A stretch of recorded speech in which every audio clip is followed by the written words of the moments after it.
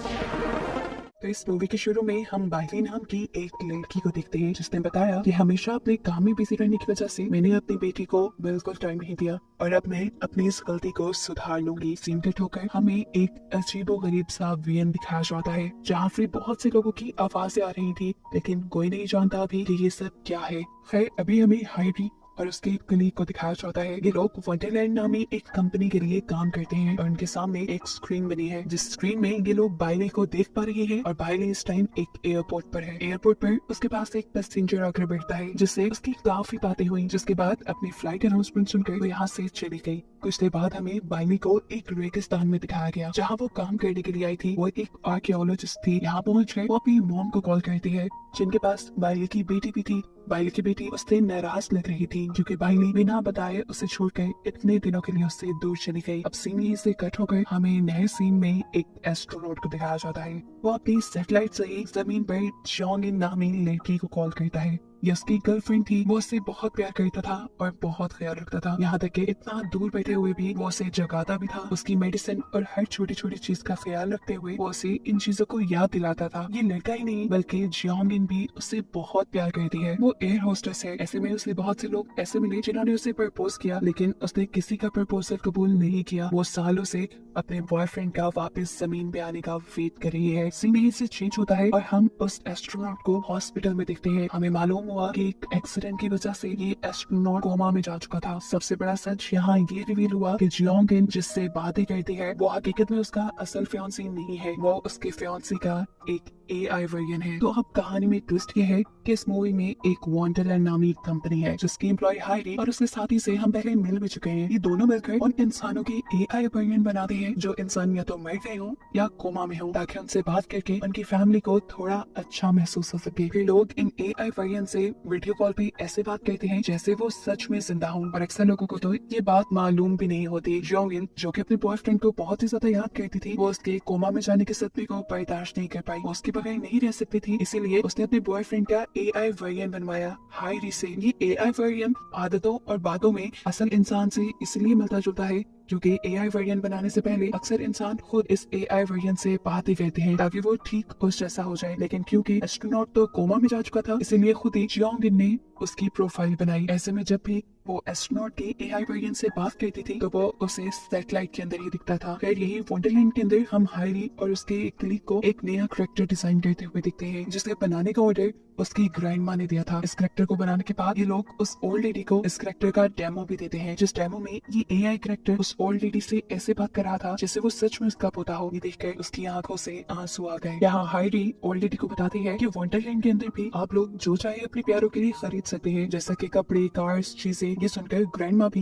इस नए AI character के लिए कुछ कपड़े खरीदती है। यहाँ से फारिग होकर हाइडी और उसका कलीग लंच करने के लिए चले गए, जहाँ जाकर हमने देखा कि हाइडी को उसके पेरेंट्स की कॉल आई जो हमेशा उसके लिए परेशान रहते थे, क्योंकि हाइडी ने अभी तक शादी करने का फैसला नहीं किया था। अपने पेरेंट्स की रोज रोज की इन बातों से हाइडी तंग आ चुकी थी। उसके काम पे भी फर्क पड़ता था, इसीलिए हाइडी की कलीग ने उसका फेक बॉयफ्रेंड बनने का डिसाइड किया। इसके बाद हमें इन चारों को एक साथ डिनर करते दिखाया जाता है, लेकिन इस टाइम हाइडी के पेरेंट्स वीडियो कॉल पे थे। सीन कट होकर हमें जियोंगिन को दिखाया जाता है जिसे हॉस्पिटल से ये खुशखबरी मिली कि उसके बॉयफ्रेंड को होश आ गया था, वो कोमा से निकल आया है। उसके होश में आने से जियोंगिन की खुशी का ठिकाना ही नहीं रहा था। अब उसे अपने बॉयफ्रेंड की एआई वर्जन की भी जरूरत नहीं रही थी, इसलिए वो उसकी एआई वर्जन को भी बंद कर देती है। जियोंगिन उसे अपने घर ले जाती है और आहिस्ता आहिस्ता उसका बॉयफ्रेंड बहुत अच्छे तरीके से रिकवर कर जाता है। वो अब अपनी पहले वाली रूटीन की तरफ वापस आने लगा था। यहाँ दूसरी तरफ हाइडी अब उस ओल्ड लेडी से मिलती है जिन्होंने उनसे अपने ग्रैंडसन यानी पोते का एआई वर्जन बनवाया था। उसकी ग्रैंडमा अब दो जॉब्स करने लगी थी क्योंकि इनके ग्रैंडसन का एआई वर्जन इनसे बहुत सारी फरमाइशी करने लगा था। हाइडी को लगा कि शायद उनके सिस्टम में कोई इशू है, लेकिन फिर उसकी ग्रैंडमा ने बताया कि उनका असल पोता भी ऐसे ही बिगड़ा हुआ था, इसीलिए उनका एआई वर्जन भी उनसे ऐसी ही फरमाइशी करता है। सीन्स यहीं से बाइले की तरफ शिफ्ट होते हैं जो इस टाइम अपनी मॉम से बात कर रही थी। वो अपनी मॉम से पूछती है क्या आपको ये स्कार्फ चाहिए, लेकिन उसकी मॉम ये कहकर फोन काट देती है कि नहीं, मुझे तुमसे कुछ नहीं चाहिए, ऐसे जैसे वो बाइले से नाराज हो। जिसके बाद हमें दिखाया जाता है क्या बाइले की मॉम वंडरलैंड की सर्विस को खत्म कर रही थी। यानी इतना बड़ा सच ये रिवील हुआ कि कहानी के शुरू में हमने जिस बाइले को देखा था और जिस बाइले से उसकी बेटी और उसकी मॉम बात करती थी वो भी सिर्फ बाइली का AI वर्जन ही था, क्योंकि हकीकत में तो बाइली मर चुकी थी। और यहाँ एक सच हमें ये रिवील होता है कि जो कन्फेशन हमने मूवी के शुरू में सुना था वो बाइली का अपना ही था। बाइली ने खुद वंडरलैंड की ये सब्सक्रिप्शन ली थी ताकि वो मरने के बाद भी अपनी बेटी को माँ की कमी महसूस होने ना दे। अब सीन वंडरलैंड की वर्चुअल दुनिया के अंदर शिफ्ट होते हैं, जहाँ बाइली को दिखाया जा रहा है। बाइली के पीछे वही इंसान है जिसे हमने बाइली के साथ एयरपोर्ट पे भी देखा था। यहाँ ये वर्चुअल सिस्टम वाली बाइली उस लड़के से अपनी प्रॉब्लम शेयर करती है कि उसकी मॉम पिछले कई दिनों से उसकी कॉल रिसीव नहीं कर रही। वो लड़के से कहती है, मुझे लगता है कि ये सब सच नहीं है। इनकी बातों के दौरान यहाँ कोई बाइली के सामने बैठे हुए लड़के को आवाज देता है और लड़का यहाँ से चला जाता है। हम देखते हैं कि उस लड़के को असल में हायरी ने बुलाया था, वो भी असल दुनिया में। ऐसे हमें ये बात मालूम हुई कि ये लड़का अभी जिंदा था और जिंदा इंसानों के भी वंडरलैंड AI वर्जन बना लिया करती थी। इस लड़के ने खुद अपना AI वर्जन बनवाया था ताकि वो वंडरलैंड के अंदर जा सके, क्योंकि उसे बाइली से बहुत ज्यादा प्यार था, वो उसके साथ रहना चाहता था। और ये एक ही तरीका था उसके पास कि वो किसी तरह बाइली के साथ रह सके, जो वंडरलैंड में जाकर मुमकिन हो पाया। यहाँ दूसरी तरफ जियोंगिन को लगने लगा था कि कोमा से वापस आने के बाद उसका बॉयफ्रेंड काफी अजीब बिहेव करने लगा है। वो उसका पहले की तरह ख्याल नहीं रखता, अब पार्टीज करने लगा है और उससे काफी दूर हो गया है। उसे तो AI वर्जन वाले अपने बॉयफ्रेंड की आदत हो गई थी, जो उसे जगाता था, उसे मेडिसिन याद करवाता था,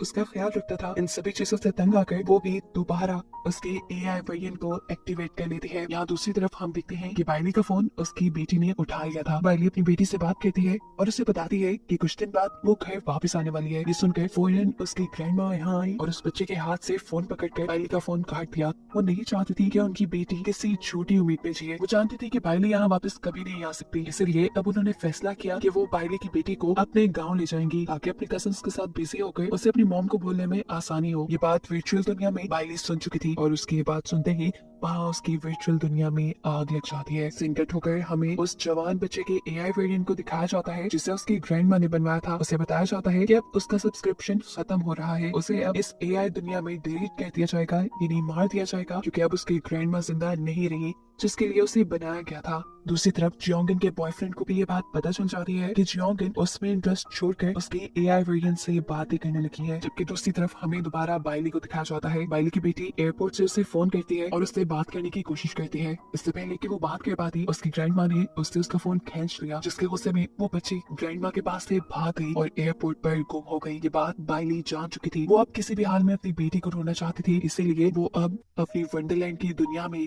अपनी कार लेकर इधर उधर घूमने लगी। और ऐसे हमें ये बात मालूम हुई कि बाइली वंडरलैंड की एक ऐसी कैरेक्टर है जिसे अपनी हकीकत पता ही नहीं। वो अपने आप को एक असली इंसान समझती है, इसीलिए वो अपनी बेटी को ढूंढने के लिए एयरपोर्ट आना चाहती है। और यही वजह है कि अब वो एक ऐसी AI बन गई है जिसके ऊपर इंसानों का, यानी हायरी और वंडरलैंड का कंट्रोल नहीं रहा। और अब ना चाहते हुए भी बाइली बहुत सारे लोगों के AI वर्जन को हैक कर रही थी। वो असली दुनिया में जाकर अपनी बेटी को ढूंढना चाहती थी, लेकिन ऐसा मुमकिन नहीं था। उसकी दुनिया में उसके सामने बहुत सारे पहाड़ दबा हो रहे थे, आग लग रही थी और उसके रास्ते में और भी मुश्किलें आ रही थी, जिसका मतलब था कि वंडरलैंड का सिस्टम क्रैक हो रहा है। दिखाया जाता है कि बाइली अपने सामने आने वाली फायरवॉल को तोड़कर अंदर चली गई, यानी वो वंडरलैंड के ऑपरेटिंग सिस्टम के अंदर चली गई। और इस जगह बाइली को मालूम होता है कि वो सिर्फ एक AI प्रोग्राम है, जबकि असल दुनिया में हम देखते हैं कि हायरी और उसका क्ली पूरे सिस्टम को रीसेट करना चाह रहा था, क्योंकि अगर रीसेट ना किया जाता उस सिस्टम को तो बाइली बहुत ज्यादा नुकसान पहुंचा देती सिस्टम को। सिस्टम को रीसेट करते हुए एकदम से हायरी को स्क्रीन के ऊपर बाइली नजर आती है। हायरी को ऐसा लगता है कि जैसे बाइली उसे कुछ बताने की कोशिश कर रही है, इसीलिए वो कुछ देर के लिए पूरा का पूरा सिस्टम बाइली के हाथ में दे देती है। सिस्टम के एक्सेस मिलते ही बाइली वर्चुअल दुनिया के अंदर उसी एयरपोर्ट में पहुंच जाती है जहां उसकी बेटी गुमी थी। एयरपोर्ट पे मौजूद सभी लोगों के फोन्स हैक करके वो जियोंगिन के बॉयफ्रेंड के जरिए अपनी बेटी को ढूंढने में कामयाब हो जाती है। अपनी बेटी के मिल जाने के बाद बाइली ने सिस्टम से और छेड़छाड़ करना बंद कर दी थी, और क्योंकि वो खुद ही हकीकत जान गई थी कि वो एक AI वर्जन है, इसलिए अब वो अपनी बेटी को भी सब सच बताना चाहती थी। वो अपनी बेटी को बता देती है कि वो सिर्फ एक AI सिस्टम है, कोई असल इंसान नहीं, और ना ही कभी वो अपनी बेटी के पास अपने घर आ सकती है। उसकी बेटी काफी समझदार थी, वो उसकी बात को समझ गई और उसने कहा, अगर आप यहाँ नहीं आ सकती तो कम से कम मैं आपसे इस वर्चुअल दुनिया में तो जुड़ सकती हूँ ना। एटलीस्ट जैसे आप अब मुझसे बात कर रही है ऐसे ही मुझसे हमेशा बात कर सकती है ना। जिसके लिए ये आर्टिफिशियल बाइली के साथ साथ उस बच्ची की ग्रैंड मॉम भी मान जाती है, जिन्होंने पहले बाइली के सिस्टम को बंद करने की कोशिश भी की थी। इस सीन के बाद हमें दिखाया जाता है कि वंडरलैंड के ऑफिस में हायरी पूरे वंडरलैंड के सिस्टम को रीसेट करने में कामयाब रही, जिसकी वजह से बाइली भी रीसेट हो गई और इस वर्चुअल दुनिया में उसकी लाइफ फिर वहीं से स्टार्ट हुई, उसी एयरपोर्ट से स्टार्ट हुई जिस एयरपोर्ट पे हमने उसे मूवी के स्टार्ट में देखा था। बाइली को पुराना कुछ याद नहीं था। इस टाइम उसे एयरपोर्ट पे वही पहले वाला पैसेंजर पे मिला और यहाँ हमें मालूम हुआ कि इस पैसेंजर को पुरानी सारी बातें याद हैं, यानी वो रीसेट नहीं हुआ और वो अभी तक हायरी के कंट्रोल सिस्टम से बाहर है। दूसरी तरफ अब हमें जेओंगिन और उसके बॉयफ्रेंड को दिखाया जाता है, जहाँ उसका बॉयफ्रेंड बहुत ज्यादा उदास था। एकदम से जेओंगिन पीछे से आकर उसके गले लग गई, क्योंकि अब वो जान गई थी कि जेओंगिन जीता जाता इंसान है, कोई एआई नहीं जो उसके अकॉर्डिंग सारे काम करेगा। उसे ऐसे ही अपने बॉयफ्रेंड को एक्सेप्ट करना होगा और एक नई शुरुआत करनी होगी। इस एस्ट्रोनॉट को भी अपनी सारी गलतियों का एहसास हो गया था, वो भी अच्छी तरीके से इस नई जिंदगी की शुरुआत करता है और आखिर में जेओंगिन उसके एआई वेरिएंट को डिलीट कर देती है, जिसके साथ ही कहानी यहाँ खत्म हो जाती है।